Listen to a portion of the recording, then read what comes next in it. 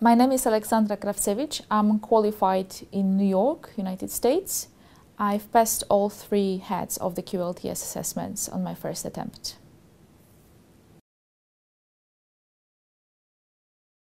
My background is as follows. I'm from Poland. I studied law at Warsaw University, Faculty of Law and Administration. It's a 5-year program, and at the end of it you do the master thesis. You have to defend your master thesis. There is a dissertation, and afterwards you become a master of law. I've specialized in corporate law, business law in general, and following which I did a sort of a training contract, a Polish equivalent maybe of training contract at Allen & Overy in the Warsaw office, which was my first job, and where I focused on capital markets and structured finance as well as banking. Afterwards, I decided to pursue my education further, and I've always had a plan in my head to do an LLM in a US school. I was debating for a long time whether to go for Harvard or New York University, but at the end of the day I wanted to be in New York, and the school just really appealed to me. And I got a Dean's scholarship, so that's also quite a strong appeal to choose a particular school.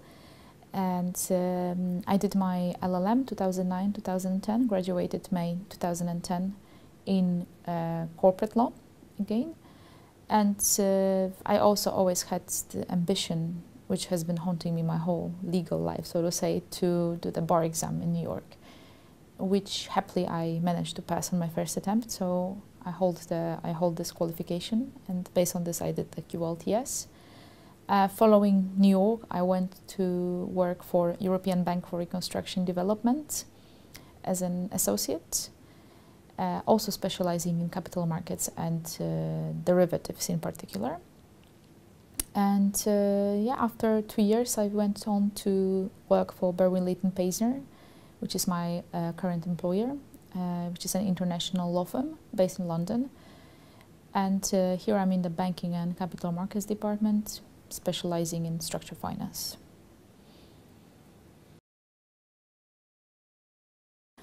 This is a very good and broad question, because I mean, there are obviously a lot of reasons why I would consider this, but most importantly, I just found that this would complement my background in a way, because by holding a position, having a bar exam from New York, I felt I can practice already in the States, and actually I technically can also practice in London and other common law jurisdictions. However, since I've lived in London for 2 years now, and I wanted to stay longer, I found that it would be very useful for my profile and my career to actually have qualification as an English solicitor. Yeah, looking back, I think I'm sure it was worth it, and I managed to pass everything in the first attempt. But yeah, as an advice to all the foreign lawyers who want to practice here, it's just useful to be qualified as an English solicitor as far as your career opportunities are concerned. Also for your own personal confidence, I just think it's, I feel much more confident in the law firm having the legal background of the country where I practice. And the assessment is actually very throughout. It's very, very intense and covers basically all the areas of English law.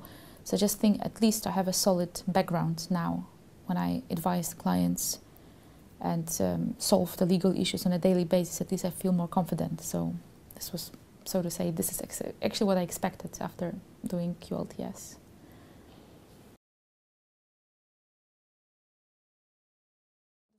First of all, I believe that if you're serious about a major task such as QLTS or bar exam, for example, you need to take it seriously. And I've known people who studied for those exams without taking any courses, but it's just not, maybe it doesn't suit me. I mean, I don't feel I would be ever capable of preparing my own schedule. I mean, to some extent, of course, I had to prepare my schedule for studying, but I felt more comfortable with that I could rely on an expert, on some sort of mentor who would be able to guide me through the study process and tell me how to study, how much time to devote, and what to focus on. So for me, this was, I knew immediately when I decided to take QLTS that I would like to enroll with some sort of a school.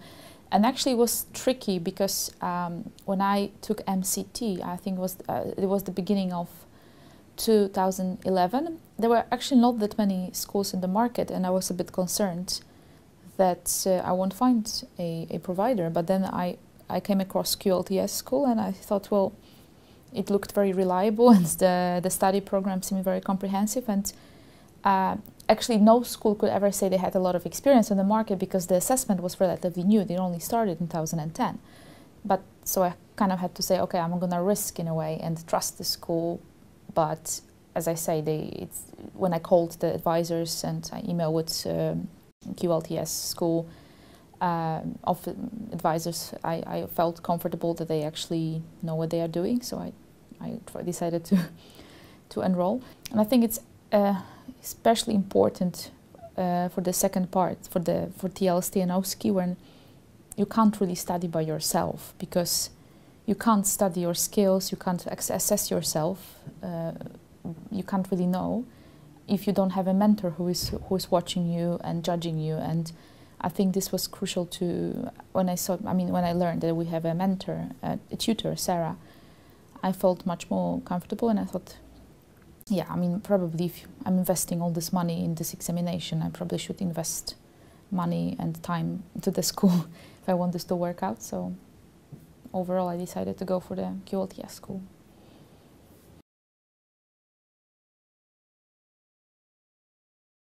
The overall experience for all parts of the examinations were very good. Well, maybe first of all, I mean, I had sort of different experiences for OSCE and TLST and MCT because of different nature of the assessments.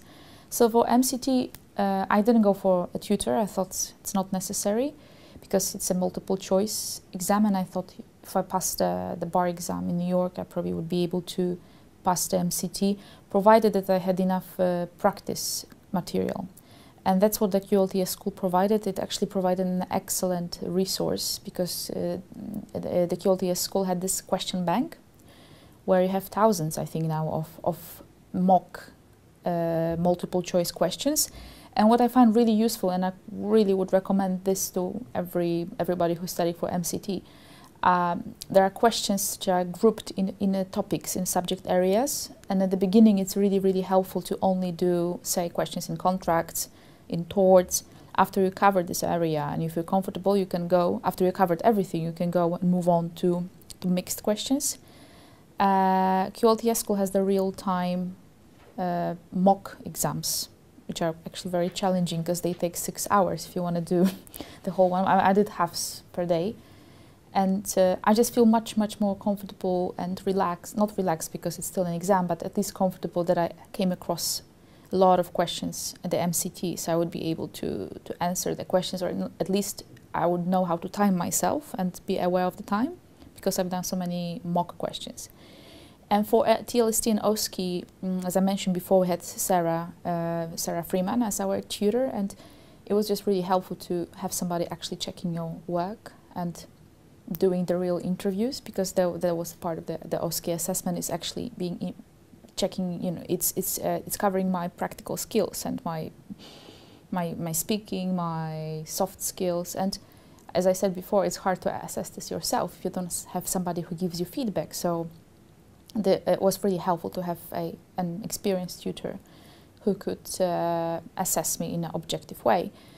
So yeah, so as I said, for OSCE, this was for OSCE it was helpful to have a tutor, and actually same for TLST, because we actually had to draft things. It was useful to have somebody who checked them. So overall, yeah, I mean, I think the school prepared me, is fitted very well for all kinds of different skills and assessments. I would say I would divide my answer depending on the assessment. So for MCT, I think the QLT, the multiple choice question bank is crucial because what you really need for multiple choice exam is as many practice questions as it takes. So I think this question bank was very comprehensive.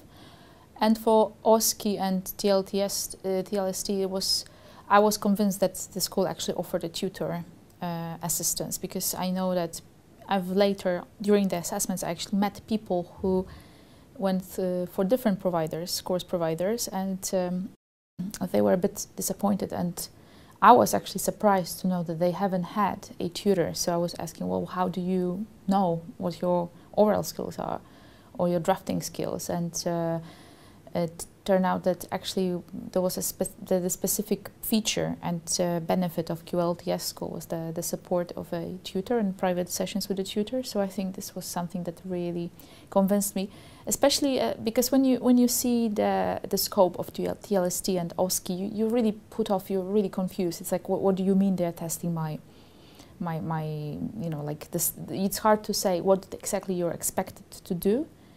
As far as the client interviews is concerned, because you have to be in a role of a solicitor who has clients who have actual real-life situations, and it's just really hard at the beginning to understand and envisage what you're expected to do in this exam. So it's useful to have a tutor who guides you through it and actually assesses you as you go. So I would say this is something that the really major strength of QLTS School.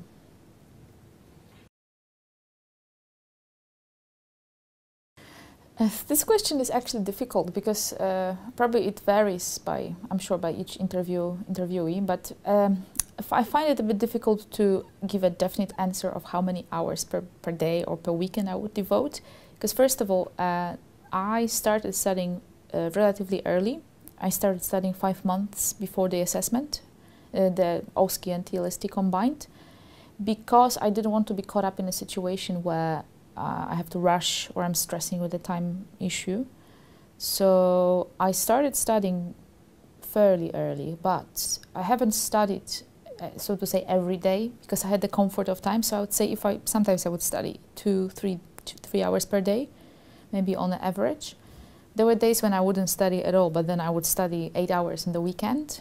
So let's say I've devoted most of my weekends, at least 6 to 8 hours on each of Saturday and Sunday for studying. It's a long exercise, but my advice in this question would be study as early as you can, because the knowledge is not going to evaporate from your head. I mean, you need a lot of time to even read the huge books.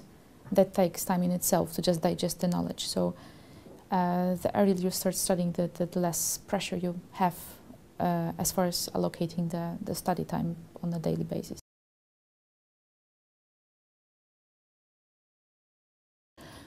Yes, actually, I have to say I was very impressed and appreciative of the fact that BLP, Berwyn Leighton Paisner, was really, really supportive.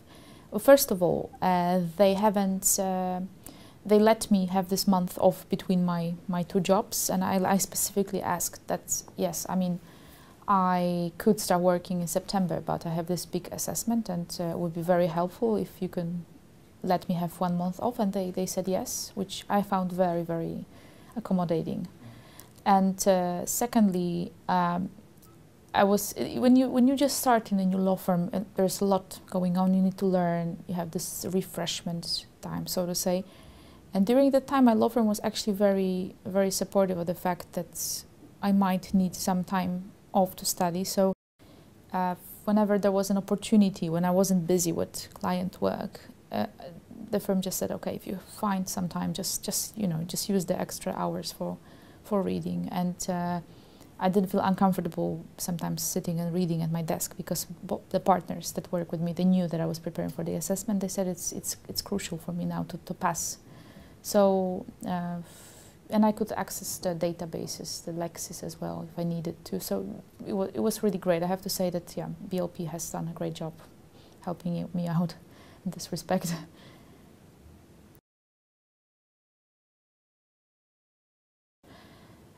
This is a tricky question because, of course, no matter how much you study and how much time you devote, and no matter what provider you have your stress on the actual exam, and there is always something that comes up that can surprise you, and there is something that you haven't covered during your studies. But I have to say that I felt fairly comfortable during the assessments, despite the fact that I have to say the exam was actually quite difficult, both OSCE and TLST.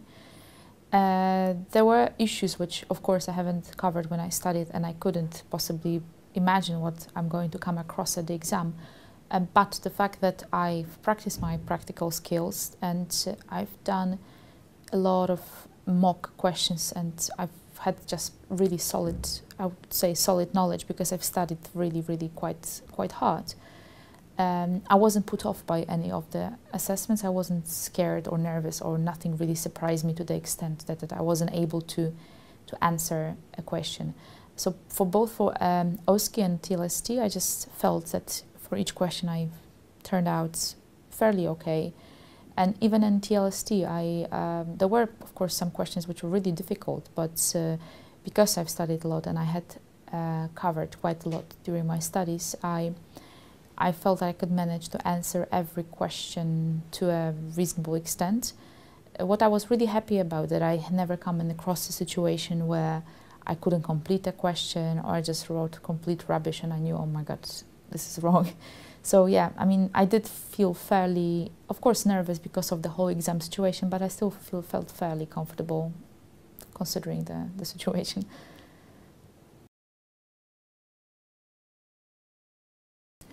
I think the QLTS is currently becoming something very popular among young lawyers, because I see more and more people actually take the assessments, despite the fact that it's a costly and time-consuming exercise.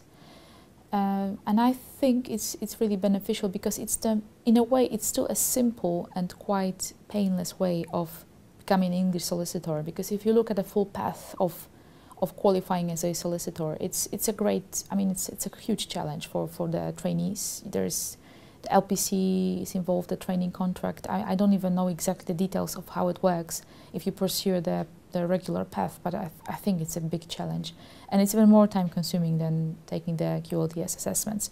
So I'm just happy that I was happy to see that there's such an opportunity, in a way similar to the bar exam in New York, which allows you to become qualified in such a high-profile jurisdiction such as England. And I think, well, technically I was hired in my law firm as a New York associate, so as a foreign associate, because I was hired before I've completed my QLTS assessments. But the fact that I was undergoing them and have already passed the MCT, I'm sure it was an incentive for my employer to hire me, because I had the potential of becoming a solicitor at some point. And now that I've passed, I mean, it hasn't been a condition precedent or condition for me being kept in the law firm, but I'm sure it raised my profile to a large extent.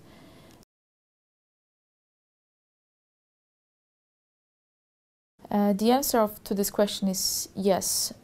For each of the 3 parts of the assessments, I think it's worthwhile to be engaged in a professional course, because, as I said, each assessment requires a different set of skills, and I think for each of those required set of skills, it's useful to have some sort of guidance. For example, for MCT, it's crucial that you practice as many practical questions as possible, and the QLTS School provides you with a bank of questions. For OSCE, it's important that you practice your soft skills, and it's quite difficult to do it on your own without having the feedback. So I think it's very helpful that QLTS School provided me with a tutor who would assess how I perform. And same for TLST. I mean, you need somebody who would mark up your work, who would read your essays, who would see how good you are, or how much you're lacking in any area, so to make you aware of your strengths and weaknesses. So I think, yeah, for all, there's a need for a professional trainer, let's say, in each of those, in each 3 of the assessments. And of course, the answer varies depending on what particular student's background is or the practical experience. But even though I've had quite some practical experience before taking the assessments, I felt that because I'm a business lawyer, I might not have the required litigation skills, for example, so I thought I might need some help practicing those. And yeah, I just think it's just gives you quite a boost of confidence if you know that you had somebody training you and preparing you. So my answer is yes. If you're thinking about doing the assessments, it's really worth the effort to be engaged in a professional course.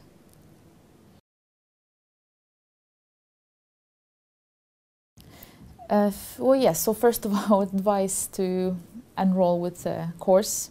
QLTS School has done the job for me, so there is no reason why I wouldn't recommend QLTS School. I mean, I've passed on the first attempt, so they must know what they are doing, teaching students. And I know people who've done the same school actually who have passed too, so probably can't go wrong. But as a more specific tip for anybody who has started studying and already bought the books and enrolled for the course, my advice for OSCE is practice as much as you can. Practice the practical assessments, the questions with your friends, have your friends play the clients, do the mocks, because obviously you can't have your tutor on an exclusive basis, but your friends and family can help you out with preparing you for the client interviews, because the actors that play clients on the OSCE, they are just lay people, just like anybody who can help you out. So I found it very useful, and my friends were really supportive in this respect. And for TLST, my most important tip is, please, you have to learn how to use the Lexis database. I think you can answer almost every question on this assessment, better or worse, but answer if you know how to find the answers. And the answers are all there in Lexis. So do spend a lot of hours, as I did, on finding the way how to use this database on an efficient way. And just a golden tip: just practice, do your homework, study the books, but yeah, use the school.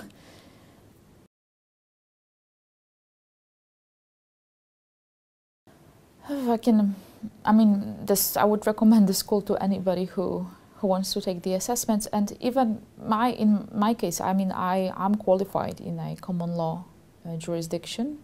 I'm Polish, and I've studied my first degree in Poland, but I'm not qualified there. So my first qualification officially is New York. So despite the fact that I have the background, and it's definitely helpful to have common law backgrounds before you attempt QLTS, it's still useful to have the school, because New York law and English law they vary to a lot of extents, and there are a lot of. That's the one thing, that the laws in itself are quite different. There are a lot of things. There is some overlap, like in contracts or torts, but not in everything. And secondly, QLTS assessments just cover much more areas. They test regulatory issues, taxes. They test the skills. So I think even if you do have some background from different jurisdictions, it's just useful to take the course.